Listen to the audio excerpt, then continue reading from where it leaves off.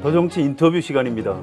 오늘은 그동안 정치인 인터뷰와 달리 자유한국당 혁신위원장을 맡고 있는 유석춘 교수님을 한겨레 스튜디오에 모셨습니다. 유석춘 교수님 안녕하세요. 네, 반갑습니다. 네, 바쁘실 텐데 여기까지 와주셔서 대단히 감사합니다. 불러주셔서 고맙습니다. 오늘 인터뷰에서는 자유한국당 혁신 그리고 보수의 미래에 대해서 여러 가지 질문을 좀 드리겠습니다. 편안하게 답변을 해주시면 될 것 같습니다. 네. 예, 먼저 이승준 기자가 유석춘 교수님에 대한 소개를 좀 간단히 해드리도록 하겠습니다. 네, 현재 연세대 사회학과 교수십니다. 그동안 맡으신 직책 이름을 보면 어떤 활동을 하셨는지 알 수 있는데요. 예, 뉴라이트 전국연합 대표, 그다음에 연세대 이승만 연구원장, 그다음에 교과서 포럼 운영위원, 그리고 박정희 대통령 기념재단 전 이사셨고요. 네, 지난 7월 자유한국당 혁신위원장을 맡아 지금까지 활동하고 계십니다. 그동안 보수 진영에서 꾸준히 목소리를 내신 학자이십니다. 자, 자유한국당의 이제 혁신위원장을 맡고 계신데요. 제가 이제 유석춘 교수님 대화방에 봤더니 굉장히 비장한 글귀가 써 있습니다.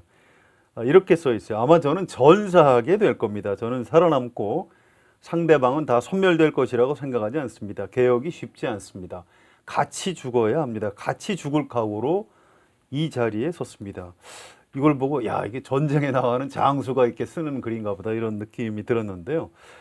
혁신위원장 취임 기자회견 때 하신 말 같기도 하고요. 어떤 의미에서 어떤 장소에서 이 말씀을 하신 건지 좀 소개를 해 주실까요? 네, 아닌 게 아니라 지금 말씀하신 대로 올해 7월 11일 날 이제 혁신위원장으로 일을 하기 시작했는데 네. 그 일 시작할 때 기자회견을 했었습니다. 그때 제가 기자들에게 한 말이고요. 실제 제 각오를 그렇게 표현했었습니다. 그러니까 혁신을 하면은 이제 누군가를 공격하고 잘못했다는 얘기를 해야 될 것 같은데 그 공격을 당하는 사람들이 자기 잘못을 인정하고 쉽게 물러날 거라고는 생각이 들지 않아서 그런 얘기를 했습니다. 네. 각오를 일단 단단히 새기고 시작을 하셨는데요. 지금까지 6차례 혁신안을 발표하셨습니다. 언론에서는 아무래도 그중에서 박근혜 전 대통령 그리고 서청원, 최경환 의원 자진 탈당을 권유하는 9월 13일이죠. 3차 혁신안이 좀 가장 주목을 끌었던 것 같습니다. 자, 박근혜 전 대통령 출당시켜야 지금 현재 출당돼 있죠. 자유한국당 혁신이 가능하다 이렇게 판단하신 건가요? 네, 우선 이제 혁신은 사실 인적 혁신만 있는 게 아니고 조직 혁신, 또 정책 혁신, 여러 가지 차원의 혁신을 같이 추진을 해야 되는데 제가 그 순서를 이제 인적 혁신을 가장 늦게 이렇게 생각했었습니다. 그런데 언론이나 주변의 정치권에서의 기대는 인적 혁신을 빨리 해라라는 요구를 굉장히 많이 받았고 처음에 생각했던 스케줄을 그래서 바꿔서 이제 인적 혁신의 가장 중요한 어떤 포인트였던 이제 박근혜 대통령 문제, 그다음에 이제 박근혜 대통령을 도왔던 정치권의 중요한 역할을 했던 분들에 관한 얘기를 했는데 이분들에 대한 이제 평가가 제가 처음에 이 혁신위원장을 맡기 전에는 태극기 집회에 나가서 탄핵이 부당하다고 굉장히 제가 열성적으로 참여를 했었습니다. 네.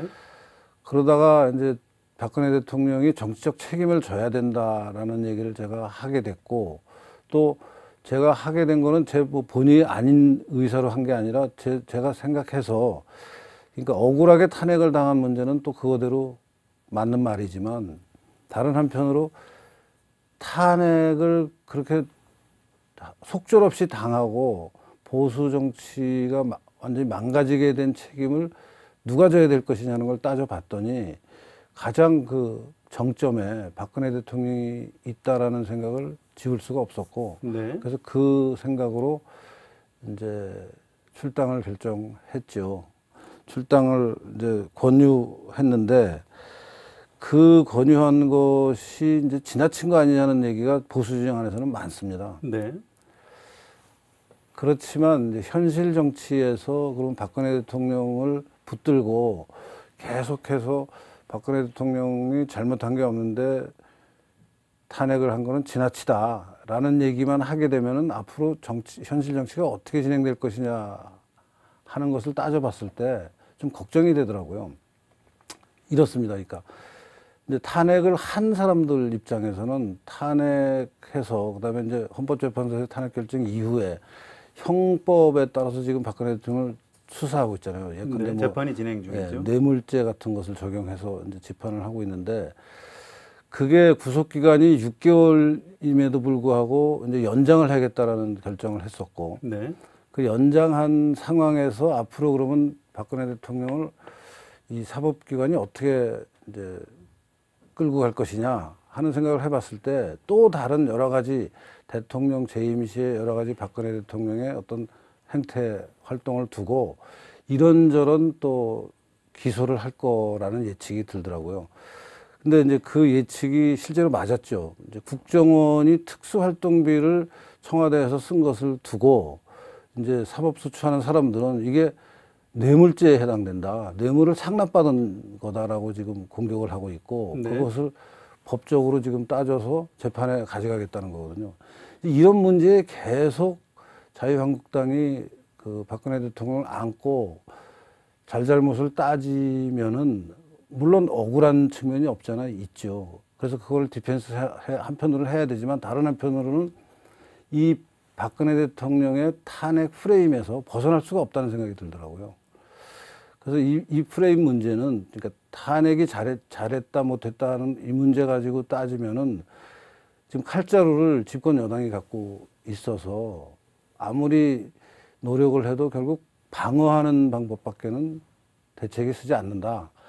그렇다면 자유한국당이 이렇게 보수 세력을 대표하는 정당이 이렇게 망가지고 나서 계속 방어하면은 살아날 방법이 없다라는 생각이 들어서 가장 이상적으로는 희망적으로는 박근혜 대통령 스스로가 자유한국당을 좀 풀어주면은 즉 본인이 먼저 이렇게 탈당을 해주시면은 제일 편하게 될 것 같았는데 그런 기대를 상당한 시간 가졌지만 실현이 안 됐고 그래서 결과적으로 이제는 그러면 우리가 이 문제로부터 좀 자유로워지려면은 출당을 결정해야 되지 않겠느냐 하는 생각을 했고요.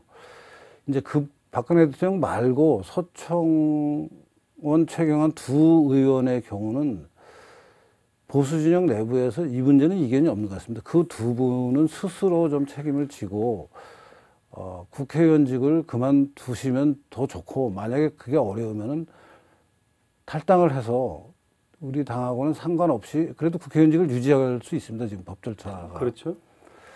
그렇게 해서 좀 바깥에 나가 계시면은 이제 그러면 그동안 정치적 실패를 가져온 가장 중요한 그 책임 있는 분들이 최소한으로라도 이제 정리를 할 수 있고 그러면 당의 새 출발을 할 수 있지 않겠느냐 하는 생각으로 그런 결정을 했습니다. 네, 알겠습니다. 자, 그런데 박근혜 전 대통령 탈당 권유안 그것 때문에 10월 26일이죠. 네. 국립서울현충원에서 박정희 전 대통령 추도식에 가셨다가 좀 험한 일을 당하셨는데 서운하지 않으셨습니까? 그때 상황이 어떻게 된 겁니까?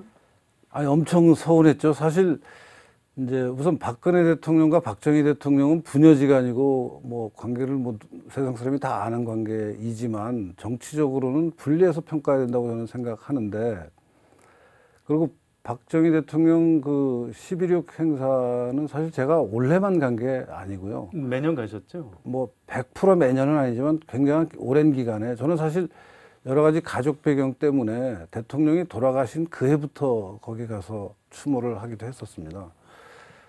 그런 관계인데 이제 제가 거기 가서 그 추모 행사에 참여를 하려고 했더니 거기 오신 태극기 부대 일부가 저한테 딸을 쫓아낸 주제에 아버지 추모 행사는 왜 왔느냐 네가 뭐 이런 얘기들을 하셔서 그냥 묵묵히 그래도 이제 분향이라도 하고 가야지 하는 생각으로 앉아 있었는데 일부 분들이 저를 끌고 나갔어요. 그리고 그게 이제 또 뭐 요새 워낙 매체가 발달해서 거의 생중계로 인터넷에 이제 전달이 돼서 많은 분들이 걱정을 하기도 했고요.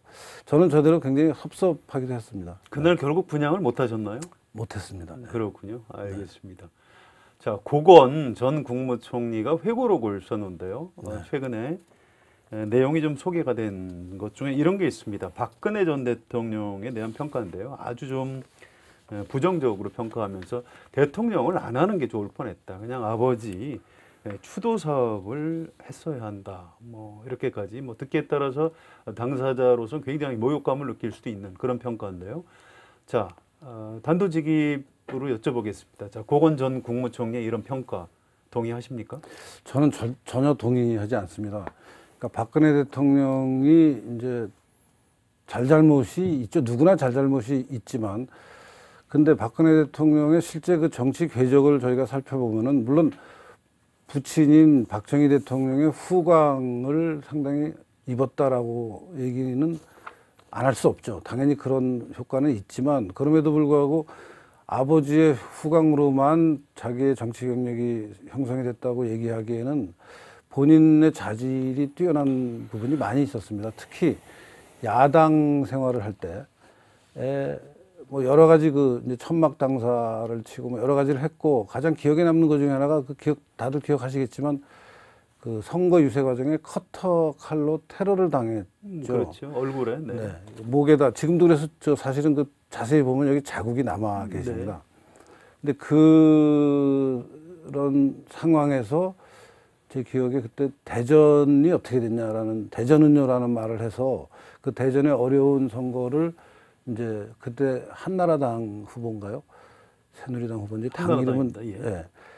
이제 선거 판세를 완전히 뒤집는 효과를 그렇습니다. 가져왔고 예. 또 그런 어떤 야당 지도자로서의 어떤 능력 이런 것은 박정희 대통령의 후광만으로는 이루어질 수 없는 일이고 그 이후에도 이제 대통령이 되시고 나서도 예컨대 저는 지금 만약에 개성공단을 폐쇄하지 않고 남한 인력이 거기 남아 있었다면은 지금 북한이 핵 개발을 하고 미사일 개발을 하면서 남한과 이 일본 뭐 미국을 위협하고 있는 상황에서 군사 옵션이라는 것도 고려할 수 있는 거잖아요, 지금. 실제 그리고 트럼프는 군사 옵션을 굉장히 지금 중요한 수단으로 생각하고 있는데 만약에 생각해 보세요. 개성공단이 지금 거기에 몇백 명의 남한 인력이 남아 있었다고 하면 군사 옵션을 쓸 수 없는 상황이 되는 거죠. 인질로 잡혀 있는 상황에서는 그렇게 안 되죠. 된다 그런 말씀이시죠? 그런 이제 시간이 가면서 보면은 그때 개성공단을 폐쇄하지 않았더라면은 지금 우리가 저런 위협을 당하면서도 쓸 수 있는 옵션이 제한될 수밖에 없는 이제 그런 처지로 몰렸을 텐데 그러니까 개성공단 폐쇄 같은 건 굉장히 잘한 거라고 생각합니다. 그리고 또 남한 내부에 종북 그 문제 때문에 통진당을 해산시켰잖아요. 법 절차에 따라서. 그것도 굉장히 저는 잘한 일이라고 생각합니다. 물론 뭐 지금 또 일부에서는 그게 지나쳤다고 얘기하는 사람들이 없잖아요. 있는 것은 사실이지만 법 절차에 따라서 모든 증거를 확보해서 이제 그 마치 박근혜 대통령이 문제라서 탄핵 헌법재판소에서 탄핵 결정이 났듯이 통진당에 관해서는 해산 명령이 났거든요. 그것도 굉장히 잘한 일이라고 생각합니다. 그게 다 박근혜 대통령의 정치적 업적이라고 생각하고요.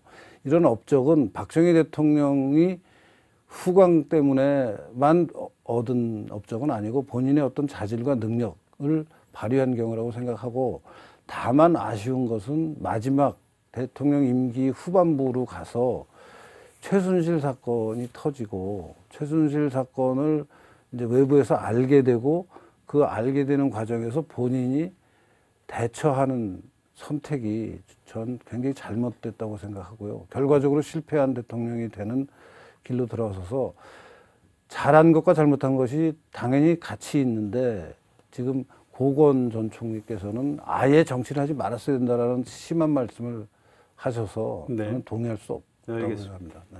자, 박근혜 전 대통령에 대한 이제 평가를 다시 한번 좀 여쭤보겠습니다.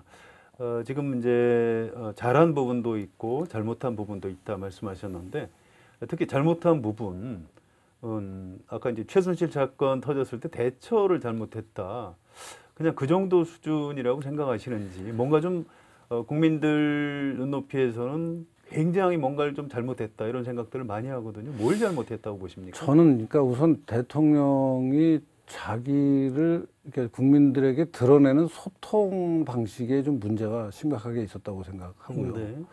그러니까 본인의 어떤 이렇게 의사를 이렇게 좀 자주 전달해 줘야 되는데 언론을 통해서 이건 주변의 그 측근들을 통해서 이건 그것을 굉장히 엄격하게 자기 관리, 좋게 얘기하면 엄격하게 자기 관리를 하다가 그런 일을 당했다고 볼 수도 있고 또 너무 소극적으로 소통을 회피했다 하는 문제를 얘기할 수 있고요. 그 다음에 이제 최순실 사건 같은 것은 제가 보기에는 실체로 들어가면은 그렇게까지 뭐 예컨대 엄청난 뇌물을 먹었다든가 엄청나게 무슨 국기를 문란하게 했다든가 그런 사건은 아니거든요. 굉장히 그 일상생활을 하는데 좀 이상한 모습들이 있었던 게 대통령이어서 국민들로서는 이해할 수 없는 모습이다라는 이제 오해를 낳게 되고 네. 그거를 본인이 또 적극적으로 해명을 하셨으면 좋았을 텐데 본인이 스스로 처음에 일부 잘못을 인정하시면서 시작을 해서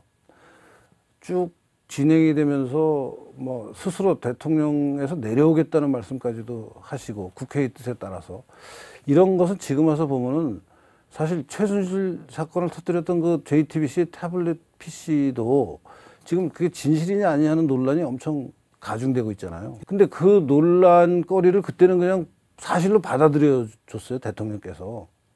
그렇잖아요. 본인 스스로가 그 JTBC에서 폭로했던 그 영상에 나온 무슨 여러 가지들을 다 사실이다. 그래서 내가 잘못했다고 얘기하신 게 나는 잘못됐다고 봐요, 지금 와서 보면은. 이제 국정과 관련한 연설문 같은 것을 최순실 씨한테 보라고 일부, 했고 예, 고치라고 예, 했고 그거 잘못한 거를 인정하신 거죠. 그렇죠. 그러니까 그게 근데 저는 사실은 제가 혁신에 관한 무슨 안을 하나 만들어도요. 혁신위원회에 지금 10명 남짓 그 위원들이 있는데 그분들하고 토론을 하죠. 또 저 개인적으로 이 어떤 특정한 그 쟁점에 관한 전문성이 있는 외부 사람들한테 내가 이런 입장을 표명하는 문서를 준비했는데 네가 한번 봐달라라는 얘기를 합니다. 저도. 그러니까 아마 기자 생활 하시면은 기사를 쓰고 나서 그 기사의 내용 중에 신문사 안에서 뭐 위아래나 옆에 동료들, 위아래 그 상하 관계에 있는 분들 하고만 의논하시지 않고 주변에 또 전문성 있는 분들하고도 뭐 전화도 하시면서 취재를 하시잖아요. 그리고 그걸 기사에 반영하시죠. 최순실 씨가 무슨 전문성이 있는 분은 아니고요. 특히 국정을 맡고 있는 아니 그러니까 최고위 공직자가 일종의 그 굉장히 중요한 공공문서를 사인한테 보게 한 것은 큰 문제가 있는 것 아닌가요? 상식적으로 생각할 때. 글쎄, 저도 뭐 그게 뭐 정말 전혀 이상한 게 없다 이렇게 얘기하는 건 아니지만 본인하고 가까운 예컨대 가족한테도 의논을 하거든요, 국사를. 그러니까 근데 우리 박근혜 대통령은 가족이 전혀 없던 분이었고 해서 최순실 씨가 일종의 가족 역할을 했다. 이제 그런 식으로 자기하고 예. 친밀한 사람한테도 정치적으로 중요한 의사결정을 할 때 자문을 받는 것은 사실은 어느 지도자건 다 하는 건데 이제 최순실 씨라는 사람이 박근혜 대통령과 그런 관계에 있어야 되는 거냐 하는 게 이제 여러 사람들이 좀 의심하고 걱정하고 불안해했던 거고 그래서 제가 그 문제에 대해서 갖고 있는 판단은 이게 하여튼 좀 정상은 아니다, 좀 이상하다라는 생각은 들지만 대통령을 하야할 정도로 그렇게까지 심각한 문제를 일으킨 이게 문제가 되느냐 하는 것에서는 그게 아니라고 볼 뭐 수도 다른 견해가 있으실 수 있는데요. 어쨌든 헌법재판소에서 전원일치로 탄핵 결정이 내려졌고 글쎄 말입니다. 예. 예, 뭐 그 이제 뒤집을 수 없는 것이죠. 최고 그 헌법기관에서 그렇게 결정을 한 것이고요. 글쎄요. 예. 또 그와 관련해서 박근혜 대통령이 어떤 형사적인 책임을 져야 되는지는 지금 재판이 물론입니다. 진행이 되고 있으니까요. 전 뭐 우리나라가 그렇게 간단한 나라는 아니기 때문에 우리 법원에서 그 실체 규명과 또 뭘 잘못했는지 잘못한 만큼에 대한 합리적인 형사 처벌 또 그 이후 사후 절차까지도 이루어질 것이라고 좀 믿고 싶습니다. 법 절차가 좀 공정하게 진행됐으면 좋겠는데 네. 그런 절차마저도 일주일에 네 번인가요? 세 번인가요? 재판을 받는 것은 사실 강행군이죠. 이제 그런 문제에서부터 네. 좀 공정하게 굉장히 일방적으로 밀어붙이는 모습이 많이 보여서 걱정이 많이 됩니다. 지금 재판 자체를 거부하고 있죠, 박근혜 전 대통령이. 저는 이해가 됩니다. 진작에 거부하셨어야 되지 않나 하는 생각을 저는 하고 있습니다. 네. 아니, 재판을 거부하면은 그 잘잘못을 가릴 수 없는 것 아닌가요? 아니죠. 재판을 거부하면 재판을 거부한 대로 또 법원에서는 판결을 할 수 있는 거 아닙니까? 아, 네. 벌써 재판이라는 벌써 게 재판이 있잖아요. 가능하죠. 네. 알겠습니다. 자, 앞으로 이제 재판은 좀 지켜보기로 하고요. 자, 박정희, 박근혜 두 전직 대통령이 부녀지간인데요. 뭐 이 얘기하면 뭐 밤을 새서해도 다 할 수가 없습니다. 그런데 두 사람의 가장 큰 차이점이 뭐라고 생각하십니까? 박정희 대통령은 저는 결과를 가지고 얘기를 하는 분이라고 생각합니다. 그러니까 절차적으로 좀 그 민주적이지 않아도 좀 권위적인 방법으로 의사결정을 해도 이게 국민들에게 혹은 나라에 필요한 일이면은 밀어붙이는 스타일이었다고 생각해요. 그리고 저는 그 시대에는 그런 지도자가 필요했다고 생각합니다.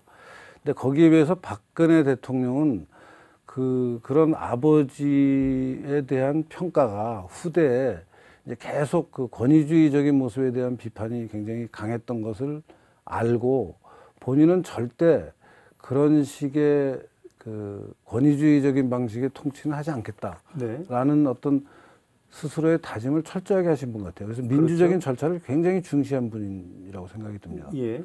대신 결과가 본인의 구속으로까지 연결이 돼서 꼭 민주적인 방식으로 하면은 모든 결과가 좋아지느냐 하는 것에 그렇지 않은 케이스로 기록될 수 있을 것 같습니다. 네. 이제 그렇다고 이 시대에 무슨 권위적인 방식을 가지고 결과를 좋게 낼 수는 없는 것 같고요. 네, 아니 꼭 권위적인 방식이라고까지 얘기하지는 않아도 강력한 리더십으로 국민들을 끌어갈 필요가 있을 때는 강력한 지도력이 필요한데 그 부분에서 좀 아쉽습니다. 네. 자, 박정희 전 대통령이 결과로 말한 대통령이었다 이렇게 말씀하셨는데 박정희 정권에서 이제 탄압받고 또 심지어 목숨까지 잃은 그런 사람들도 많이 있습니다. 그래서 이제 박정희 전 대통령 재임 기간 그 중에서도 특히 그 유신 독재에 대해서는 아주 비판적인 견해가 국민들한테 많습니다. 저도 이제 잘못된 거라고 생각하는데요. 그 박정희 전 대통령의 유신에 대해서 유석준 교수님 어떻게 평가하십니까? 저는 그러니까 지금의 민주적인 기준에서 보면 유신 시대가 권위주의적이었다. 독재라고까지 저는 얘기 안 하겠습니다. 독재라는 단어보다는 권위주의적이었다는 네, 뭐 표현을 좋습니다. 표현을 네. 어떻게 하셔도 좋고요. 그렇게 생각하는데 그때 상황을 다시 돌아가서 보면요. 예컨대 고속도로가 필요하다. 그래서 고속도로를 딱 짜고 했더니 공사 현장에 그 당시 반대하는 야당의 지도자들이 국회의원들이 공사장에 들어 눕고 반대하는 거를 했어요. 그러니까 그 시대에 경부고속도로를 닦는 게 필요하다고 생각했고 지금 와서 보면은 고속도로를 닦았어야죠. 근데 이제 그거를 그때는 여러 가지 이유로 하면 안 된다. 근데 그게 고속도로만이 아니고 중화학공업화도 하면 안 된다. 방위산업을 일으켜도 안 된다. 이런 반대의 직면에서 필요했던 방식이 유신이라는 이제 권위주의 통치로 그 문제를 돌파했다고 생각을 해요. 근데 그렇게 했더라도 지금 말씀하신 대로 그런 과정을 통해서 뭐 인권을 좀 침해받은 분들이 없지 않아 있었던 것은 인권이 사실이지만 많이 침해받았죠. 목숨 잃은 분들 그렇지만 계시니까요. 우리가 예. 박정희 대통령을 독재자라고 부를 때 그 외국에 유명한 독재자들이 많잖아요. 많죠. 네. 그 유명한 독재자들은 정말 사람을 대놓고 죽였습니다. 몇십 명, 뭐 몇천 명, 몇만 명을 킬링필드 같은 이제 그런 독재자도 있는 거 아닙니까? 그런 독재자들에 비하면 박정희 대통령은 실제 사람을 그런 식으로 죽인 경우는 없고요. 법 절차에 따라서 죽였는데 그게 일종의 사법살인이다 하는 논란이 지금 있는 거죠. 사법살인이죠. 그러니까 대법원에서 나중에 사법살인인지 아닌지도 좀 따져봐야 아니죠. 될 얘기고. 그거는 재심을 통해서 법원에서 그걸 확정을 한 거기 때문에 지금 이 순간에는 그걸 논란이라고 할 수는 없을 아니 것 같고요. 개인적으로 반대할 수 있죠. 아니 개인적으로는 이제 평가는 다시 또 평가할 수 있는 거죠. 예, 그렇습니다. 학자들은 그렇습니다. 그렇게 평가할 수 있는데. 아니, 그러니까 개인 입장에서는 저는 그 논란이라고 생각하고요. 예, 예, 좋습니다. 그러니까 사법살인을 했다라고 하는 게 지금 뭐 무슨 북한에 지금 그 독재 체제 같이 무슨 정치범 수용소에 몇십만 명을 집어넣고선 굶겨 죽이고 하는 그런 거는 아니잖아요. 박정희 시대에 있었던 일이. 그러니까 그런 면에서 좀 저는 그 시대를 그래서 좀 권위주의적인 방법으로 의사결정을 한 문제가 없잖아 있지만 그 당시 상황에서 그것을 하지 않았다면 우리나라가 오늘날 선진국 대회에 들어갈 수 있는 발판을 놓을 수 없었다라고 생각을 합니다. 네, 알겠습니다. 자, 박정희 전 대통령의 어떤 공과 과를 가지고 뭐 여러 날 토론을 해도 부족할 텐데요. 네. 지금 사실 오늘 유석준 교수님하고 이제 인터뷰하는 주요 내용은 사실은 자유한국당 혁신과 그렇습니다. 보수의 미래입니다. 그래서 네. 이 문제는 제가 이 정도 하고요. 네. 우리 이승준 기자 또 몇 가지 네. 이어서 질문 드리겠습니다. 네, 자유한국당 관련 질문 드리겠습니다. 그 홍준표 대표 체제가 좀 꽤 됐는데요. 그 홍준표 대표의 정치적 리더십을 좀 어떻게 평가하세요?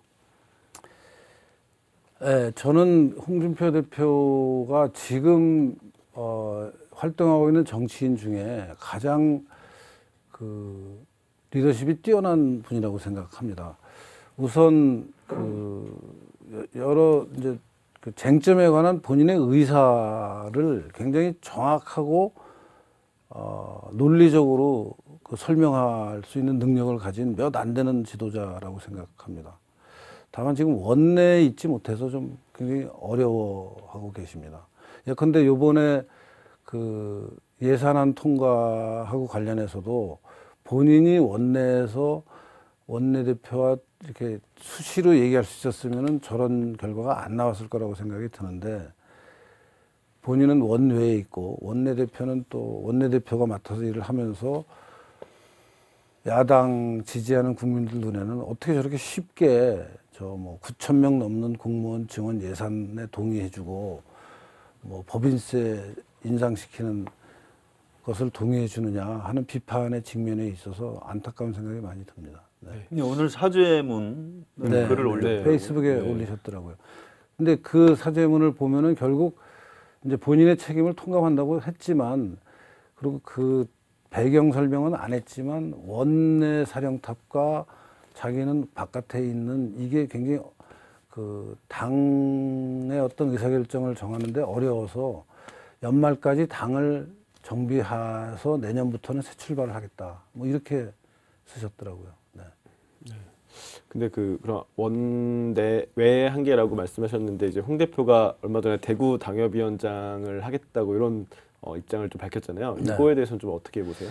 저는 그래서 원내로 들어갈 기회가 있으면은 원내로 진출해야 된다는 것은 100% 이제 당연하다고 생각하는 일인데 다만 이제 그 방법으로 대구 쪽에 당협을 맡았다가 나중에 대구에서 국회의원으로 출마하는 이제 그런 루트는 제가 보기에는 좀 홍준표 대표의 정치 스타일과 맞지 않는다라고 생각합니다. 좀 서울이나 경기도 뭐 하여튼 좀 험지라고 불리는 맞으면 당선이 쉽지 않은 대구는 사실 뭐 좀 속되게 표현하면 말뚝을 꽂아도 지금 뭐 과거보다는 많이 약해졌습니다만 너무나 우리 당 입장에서는 쉬운 데에 가서 이제 당협을 하시면서 원내로 들어가려고 그러는 거 아니냐는 비판을 많이 받거든요. 지금 그것 때문에. 그래서 저는 원내로 들어가야 되는데 그 방법은 서울에 맞으면 쉽지 않은 만만치 않은 지역에 출마해서 그 어려움을 뚫고 원내로 진입해야지 리더십이 더 발휘될 수 있다라고 생각합니다.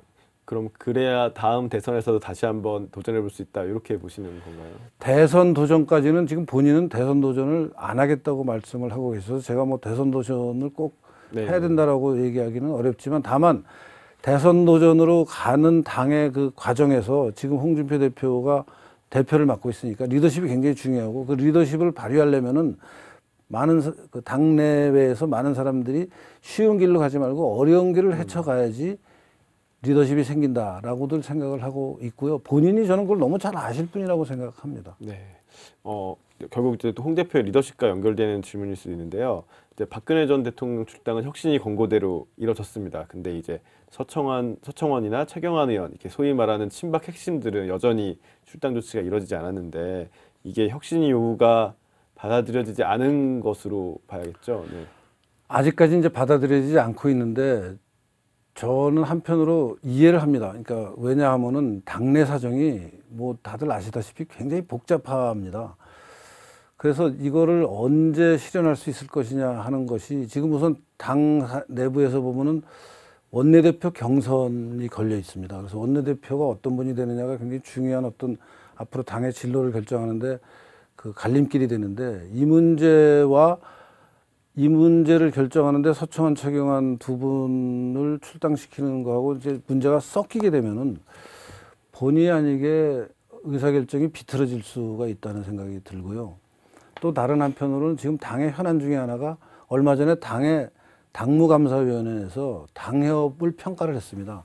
전체 그 지구당을 다 평가를 해서 이제 점수를 매겨놨습니다. 지금 그게 그 결과를 저도 자세히는 모르고 당 대표와 최고위원회에 보고가 돼 있습니다. 이제 그 결과를 가지고 이제 말하자면 조직 정비를 해야 되는데 더 쉽게 얘기하면 이제 지구당 당협위원장을 바꾸는 경우가 지금 꽤 생길 겁니다. 근데 이 문제도 원내 당협, 원외 당협 뭐 얽히고 설켜 있는데 이 문제도 서청원, 최경환 두 분을 이제 출당시키는 문제하고 또 바로 연결이 돼 있기가 있어서 그러니까 원내대표 경선이나 당협 정리 문제와 이 문제가 얽히고 설켜 있는 상황에서 서청원, 최경환 두 분 문제를 먼저 결정하기가 어렵습니다. 제가 봐도 뭐 당이 그런 사정인 거를 너무 잘 알기 때문에 기다리고 있습니다. 네.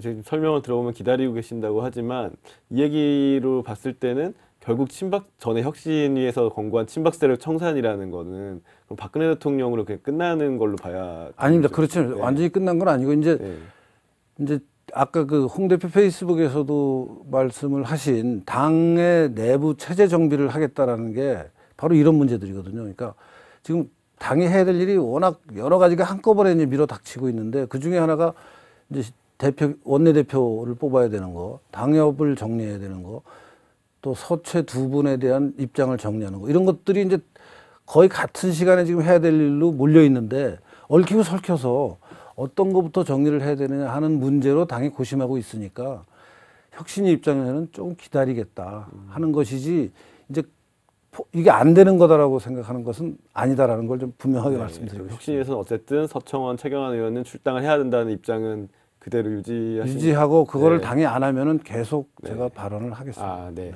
그 이제 요것뿐만 아니라 혁신위에서 여러 가지 혁신안을 제안했는데요. 이제 현재 보시기에 자유한국당이 얼마나 받아들였는지 평가를 부탁드리고요. 그 다음에 혁신위는 언제까지 활동을 할지. 이게 참 이제 알고 보니까 이렇게 돼 있더라고요. 혁신위에서 혁신안을 이제 순차적으로 발표를 해서 지금 6차, 7차 나왔어요. 네.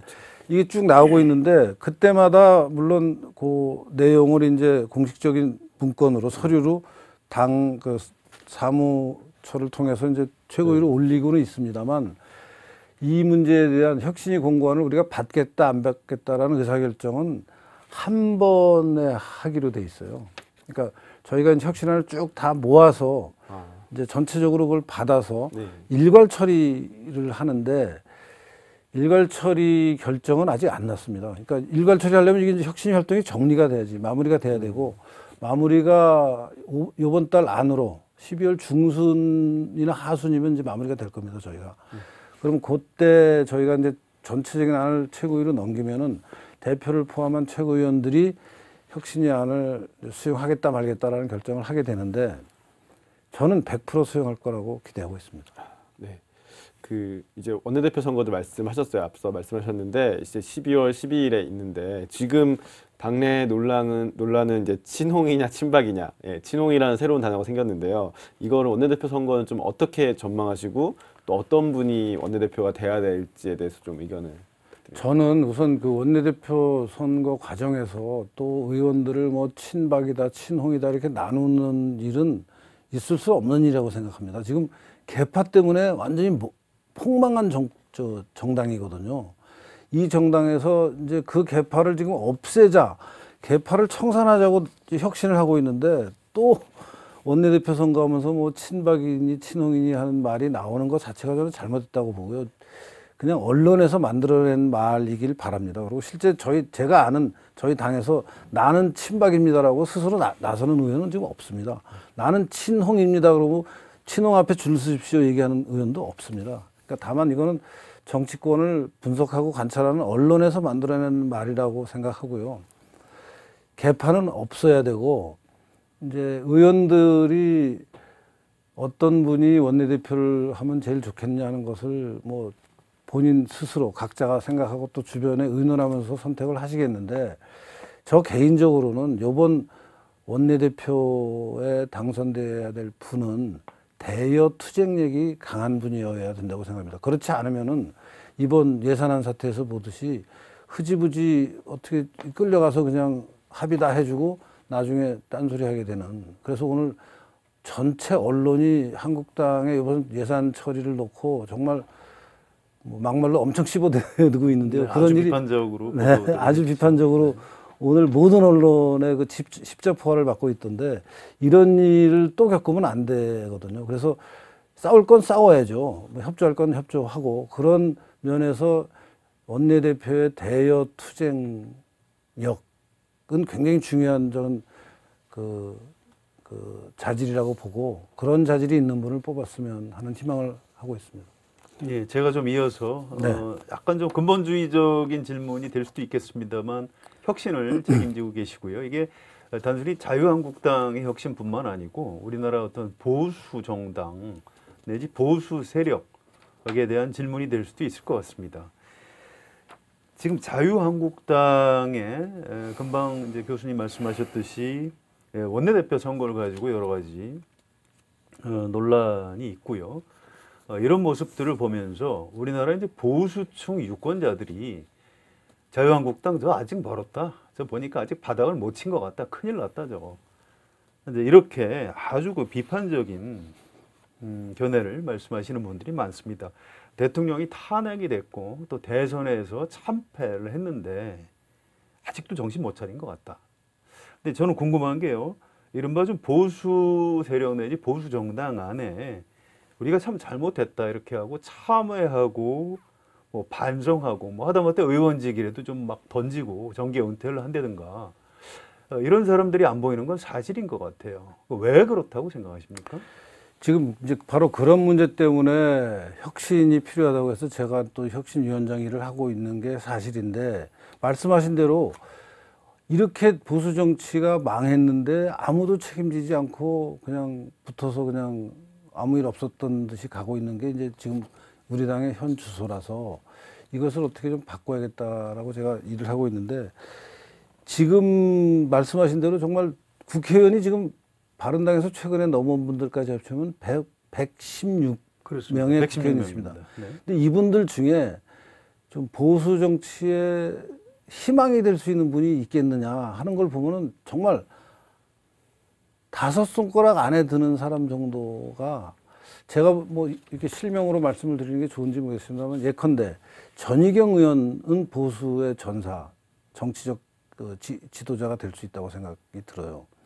또 심재철 부의장도 보수 세력을 좀 이끌고 나갈 수 있는 역할을 할 수 있겠다라는 생각이 들고 또 김진태 의원 정도도 자기 발언을 할 수 있는 분이라고 생각이 드는데 이 세 분 빼고 나면요. 앞으로 우리 당을 이끌어서 보수 세력을 재건하는데 기여할 사람이 있을까? 없습니다. 원내. 눈을 씻고 차려도 없어요. 다른 말로 하면은 20대 국회의원 공천이 완전히 잘못됐습니다. 그러니까 어떻게 116명이나 있는데 이게 뭐 지금 제가 실명으로 거론한 세 분 말고 뭐 몇 분을 더 찾을 수 있겠죠. 그렇지만 이분들을 통해서 아까 말씀하신 우리가 잘못해서 내가 책임진다라는 얘기를 누군가 해주고 또 앞으로 보수 세력을 이렇게 끌고 가겠다 하는 어떤 희망을 볼 수 있는 정치인은 원내에 없습니다. 너무 안타깝고 이 풍토가 바뀌어야 되고 이 문제에 대해서 책임을 지는 사람들이 나올 때 보수 세력이 재건할 수 있다고 생각합니다. 이 풍토가 보수 정당의 풍토가 오늘 현재 수준에 이르게 된 과거가 있을 것 같은데요. 우리나라 보수의 어떤 과거, 보수의 뿌리가 어디라고 보십니까? 이 질문을 드리는 이유는 우리나라 보수는 진정한 보수가 아니다. 어떤 분단 체제에서 기득권을 누리느라고 이른바 노블리스 오블리제 같은 것들을 실천하지 않았다. 진정한 보수라고 인정할 수 없다. 이제 이런 비판들이 있습니다. 어떻게 생각하십니까? 우리나라 보수의 뿌리는 저는 이제 가장 근본으로 들어가면요. 대한민국을 세우고 네. 지키고 발전시켜온 사람들이 보수 세력이라고 생각합니다. 가장 대표적인 게 세운 분이 이승만 대통령. 네, 이승만 전 지킨 대통령. 분도 이승만 대통령. 전쟁에서. 그다음에 발전시킨 분은 박정희 대통령. 네. 그리고 이승만 박정희 대통령이 우리나라의 보수 세력의 뿌리라고 생각하고요. 이분들이 노블리스 오블리제가 없다고 말씀들을 많이 하시지만 저는 그렇지 않다고 생각합니다. 예컨대 이승만 대통령이 농지개혁을 했습니다. 네, 그렇죠. 농지개혁을 해서 맞으면 그 식민지 지주제 아래서 고통받던 농민들이 드디어 자기 땅을 처음으로 갖게 해준 분이 이승만 대통령이고, 이승만 대통령이 그것을 할 때 지주층의 엄청난 저항을 뚫고 한 것입니다. 말하자면 노블리스 오블리제가 없다고 얘기할 수 없는 모습이었고요. 또 전쟁을 치를 때 고생했던 것도 마찬가지고, 박정희 대통령이 그 다른 나라가 하지 못한 산업 정책을 통해서 농촌에서 그렇게 어렵게 살던 국민들 절대 다수를 도시의 중산층으로 바꿔놨습니다. 공장에서 일하는 그 기술을 가진 노동자로 교육을 시키고 그분들을 취직을 시켜서 그분들의 지금 나이가 50, 60이 됐고 그분들의 2세들이 지금 20, 30대가 된 나라에, 그러니까 말하자면 서민을, 농촌의 서민을 잘 살게 만든 노블리스 오블리제를 박정희 대통령이 실천한 겁니다. 그래서 저는 우리나라 보수 세력의 뿌리는 이승만, 박정희, 또 그리고 그 실천한 결과로 자라온 중산층의 민주화 요구를 실현시킨 김영삼 대통령, 이 세 사람, 그러니까 이승만, 박정희, 김영삼 대통령의 어떤 노선이 대한민국 보수 세력의 뿌리라고 생각하고, 그 노선을 만들어내는데 기여했던 분들이 그때는 굉장히 서민을 이제 잘 살게 하기 위해서 애를 썼는데, 최근 10년 동안 MB 정권, 박근혜 정권에서 이런저런 문제들이 있어서 그 서민을 잘 살게 하겠다는 것이 좀 무색하게는 됐지만, 뿌리로 들어가면 좋은 전통을 가지고 있는 게 대한민국의 보수 세력이고, 그 보수 세력의 전통을 지켜나가는 게 앞으로 보수 세력이 해야 될 일이라고 생각합니다. 그 새 전직 대통령 사진을 최근에 당사에 걸었는데요. 바로 그런 이유 때문에. 혹시 그 유석준 교수님하고 혁신위원회에서 당에 건의를 하신 건가요? 아니, 근데 그거는 저희도 건의를 했습니다만 이미 저희가 건의를 하니까 네. 홍준표 대표가 본인 생각이 이미 그렇게 이제 생각을 하고 계시더라고요. 네, 그렇군요. 그래서 뭐 아무런 그 이의 없이 네. 아유 뭐 당연히 해야지 그러면서 이제 이승만, 박정희, 김영삼 세 분의 사진을 걸고 그분들을 우리 정당의 뿌리로, 네. 마치 지금 민주당에서 저 김대중, 노무현 두 분을 이제 뿌리로 생각하듯이 그렇게, 예. 그러니까 저희 때문에 당이 한 거라고 하기에는 저희 역할이 너무 작았고요. 예, 같이 하신 거네요. 네. 네, 알겠습니다. 네. 자, 아무튼 보수 세력 또 보수 정당이 잘 돼야 대한민국 정치가 발전을 하는 건데요. 지금 당장 보수 정당 자유한국당의 모습을 보면 좀 굉장히 기대에 못 미치는 것 같습니다. 네. 자, 이제 미래에 대해서 조금 관측 같은 걸 하신다면 우리나라 보수 정당, 특히 자유한국당의 앞날 어떻게 보시는지요? 다음 대통령 선거에서 집권할 수 있을까요? 우선 지금 말씀하신 대로 이 특정한 이 시점에서의 상황은 굉장히 비관적이라고 생각합니다. 굉장히 기대에 못 미치고 있고, 그렇지만 희망을 걸 수 있는 요소 중에 하나는 그 지금은 우리 자유한국당이 체제 정비를 하고 있는 중이라고 생각해 주십시오. 그러니까 네. 그 대선에서 패배하고 나서부터 완전히 무너진 데서 새로운 지도자로 홍 대표를 뽑았고, 그 홍 대표가 이제 당을 새로 재건축을 하고 있는 중이고 아직 완성이 안 돼 있는 상태인데, 요 체제 정비가 끝나서 이제 뭔가 좀 자리를 잡고 본격적으로 활동을 좀 해보겠다 하는 게 이제 결국 연말을 거쳐서 내년이나 돼야지 가능할 것 같고요. 한편으로는 그래서 내년부터는 정비된 체제 아래서 좀 당이 조직적으로 활동을 하게 되고, 또 다른 한편으로는 문재인 정부가 지금 지나치게 그 높은 지지율에 취해서 밀어붙이는 면이 많이 있습니다. 예컨대 저는 뭐 원전 문제라든가 또 뭐 공무원을 저렇게 세금으로 증원시키는 문제라든가 여러 가지가 이제 국민들이 정신을 차리고 나면은 아 이게 좀 지나치다. 이게 이렇게까지 해서 세금을 우리가 부담할 수 있겠느냐 하는 정신을 차리게 되면은 지금 문재인 정부가 누리고 있는 집권 초반의 프리미엄이 사라질 겁니다. 그런 것들이 이제 결합을 하면은 빠르면 내년 지방선거에서 의외로 저희 당이 선전할 수도 있다고 생각합니다. 네, 지방선거에서 네. 선전할 수 있다. 물론 지금은 굉장히 어렵습니다. 그렇지만 네. 또 시간이 한 6개월 넘게 남아 있으니까 그 사이에 내부적인 체제 정비와 바깥의 환경인 문재인 정부의 뭐 속된 표현으로 삽질이 이제 연결이 되면은 의외로 저희가 잘할 수도 있지 않나 하는 기대를 한편으로 하고요. 네. 더 장기적으로는 이제 그로부터 지방선거부터 2년 후에 이제 총선이 있죠. 2020년에 총선이 네. 있습니다. 그래서 그 총선에서는 이제 문재인 정부를 다시 한번 중간 평가하는 아마 효과가 있을 텐데요. 그때는 저는 압승할 거라고 생각합니다. 2020년 총선은 네. 압승할 수 있다. 왜냐하면은 문재인 정부의 실정이 계속 누적이 될 거라고. 지금 같은 방식으로 폭주하면은 북한 핵 문제나 안보 문제도 전혀 어떤 본인의 본인이 중심이 돼서 문제를 해결하는 모습을 못 보이고, 맞으면 요새 뭐 패싱이라는 말로 이제 평가가 되고 있고, 아까 말씀드린 여러 가지 그 국내적인 그 쟁점들도 너무 일방적으로 밀어붙이기를 하고 있어서 2년 후가 되면 그 문제가 누적이 되면서, 그리고 야당은 좀 이렇게 정비가 돼서 이렇게 대응을 제대로 하면은 저는 다시 일어설 수도 있다. 그러면 그 이후에 대선은 대선도 당연히 이기겠네요. 당연히까지는 아니지만 네. 열심히 해서 열심히 해서 국민들의 마음을 얻을 수 있을 거라고 얻을 수 있다. 생각합니다. 알겠습니다. 자, 그 개헌을 지금 해야 된다 이런 국민 여론이 많은 것 같은데 자유한국당은 반대하고 있습니다.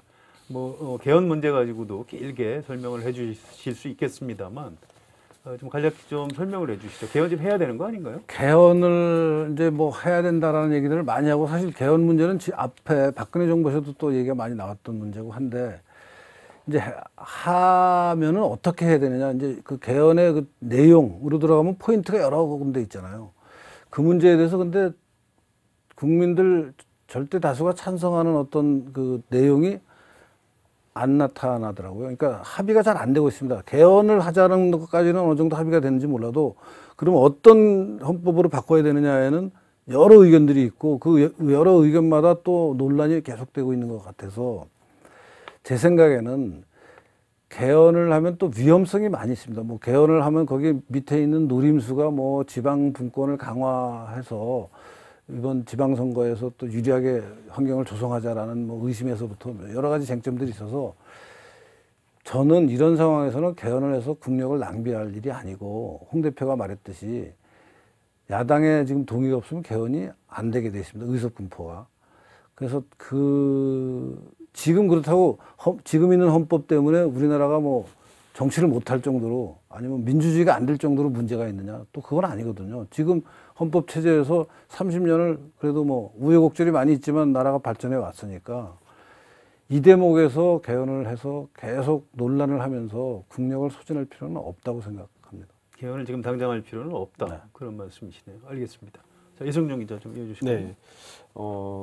약간 뭐 정치 일반적인 사안 좀 여쭤볼게요. 10월 31일 혁신위원회에서 성명을 내신 게 있잖아요. 이게 바른정당과의 소통합부터 해서 중도 보수 세력 전체를 포괄한 대통합을 이뤄야 한다, 그런 입장이었는데, 이거는 어느 선까지 염두에 두고 하신 거예요? 국민의당까지 생각하신 건지. 네.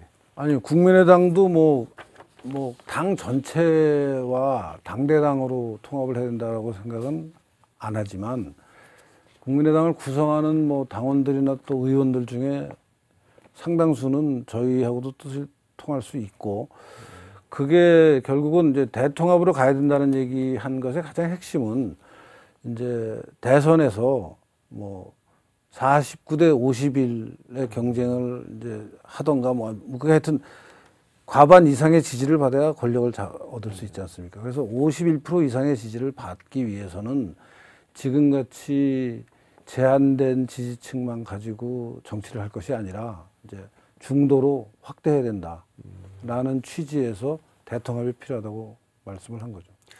안철수 대표도 그 통합할 수 있는 정치인이라고 보십니까? 지금 안철수 대표가 유승민 바른정당 대표와 통합을 굉장히 추진하고 있죠. 생각을 하고 있는데 만약에 유승민 대표랑 한다면 우리랑도 못할 이유는 없다고 생각합니다.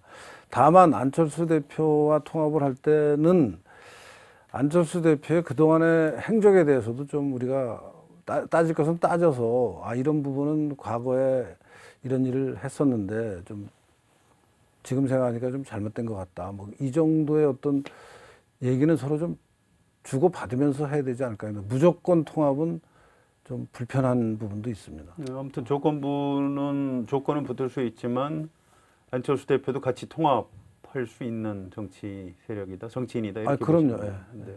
네. 근데 안 대표는 뭐 그 당내 의원들한테 자유한국당과 손잡으면 정치를 그만두겠다 뭐 이런 말도 했다고 하던데요. 그래도 정치라는 게 뭐 네. 계속 바뀌는 거라. 그렇죠. 네. 네. 이제 문재인 대통령에 대한 질문 좀 드릴게요. 네. 지금 지지도가 높게 계속 고공행진하는데 이것은 좀 이유를 어떻게 보세요? 저는 그러니까 지금 뭐 지지도가 한 70% 정도 나오는 걸로 다들 네. 하는데 그리고 그 근거로 여론조사를 해서 이제 뭐 샘플 1000명을 조사했더니 이런 결과가 나왔다가 그리고 그게 계속 시간적으로 지금 몇 달 동안 계속되고 있는데 제가 이 문제 때문에 하도 이상해서 그 여론조사 기관의 대표하고 한번 만나서 얘기한 적이 있어요. 그래서 이제 여러 가지를 제가 확인했습니다. 그 중에 하나가 그러면 지금 문재인 대통령 지지하느냐고 물어보면 70% 나오는 거는 맞다고 치자. 그러면은 그 문항 중에서 지난번 대선에 누구 지지했냐고 물어보는 거 있지 않느냐 그랬더니 있대요. 그거는 몇 프로 나오냐 그랬더니 그것도 70% 나온대요. 그거 40% 나와야지 정상 아니에요? 그러니까 여론조사를 하면은 지금 대통령 지지합니까? 지금 지난번 대통령 선거에서 당신 누구 지지했습니까? 그러면 그 샘플이 좀 객관성이 있는 샘플이면은 지난번 선거에서는 41% 플러스 마이너스 오차 범위 예컨대 뭐 45%가 나오거나 39%가 나오거나 이래야지 믿을 수 있는 여론조사인데 지난번 대선에서 문재인 대통령 찍었습니다가 70%가 나오고 있대요. 그거는 근데 가리고 발표를 안 하고 있어요, 지금.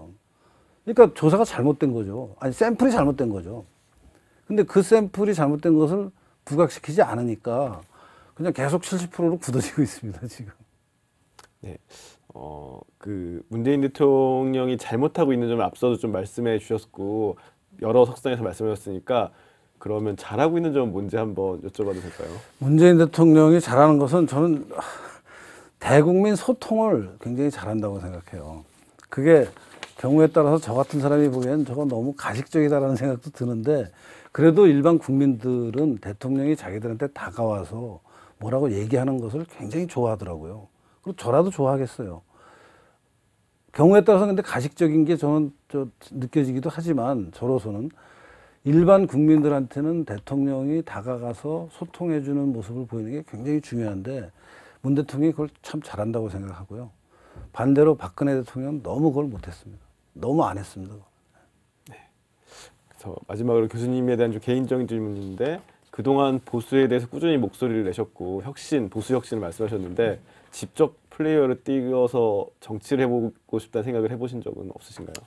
요새 그 질문을 제가 많이 받고 네. 있는데요. 기자들이 저한테 팁을 하나 주더라고요.